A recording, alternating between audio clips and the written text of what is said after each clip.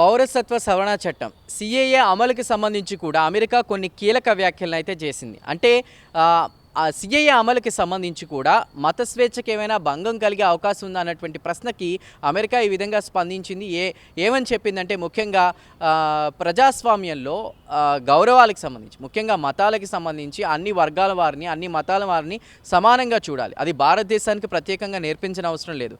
అలానే మనది ముఖ్యంగా ఇలాంటి ఆచారాలని కూడా ఫాలో అయ్యేటువంటి ఒక దేశం మనది. అలాంటి దేశంలో అమెరికా ఒక సజెషన్ చేసింది. మరి అన్ని వర్గాల్ని అదేవిధంగా అన్ని మతాల్ని గౌరవించాలి ప్రజాస్వామ్యంలో. మరి సిఏఏ అమలుకి సంబంధించి భారత్ ఆ చట్టాన్ని ఎలా అమలు చేస్తుందో మేము నిశ్చితంగా అన్నీ పరిశీలిస్తామంటూ కూడా అమెరికా కొన్ని కీలక వ్యాఖ్యలను అయితే చేసింది. అయితే ఇక్కడ మనం ఒకటి గమనించాలి.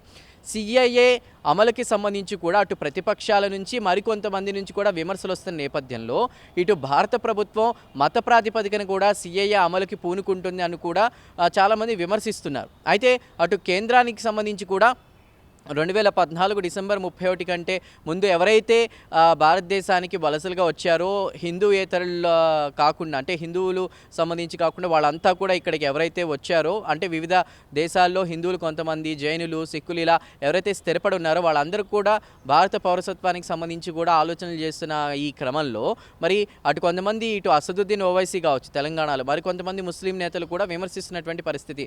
మరి ముస్లింయేతరులు అంటున్నారు, ముస్లింలు ఏం చేశారంటూ కూడా ఇలాంటి చాలా రకాల ప్రశ్నల నేపథ్యంలో ఇప్పుడు అమెరికా చేసినటువంటి వ్యాఖ్యల్ని మనం ఎలా చూడాలి? ప్రజాస్వామ్యంలో మతాల్ని వర్గాలను అన్నింటినీ సమానంగా చూడాలి. అది భారతీయ విధానం మనం మొదటి నుంచి చేస్తున్నది. మరి ఈ అమెరికా వ్యాఖ్యల్ని భారత్ ఎలాంటి ఆన్సర్ ఇస్తుందనేది అయితే మనం వేచి చూడాలి.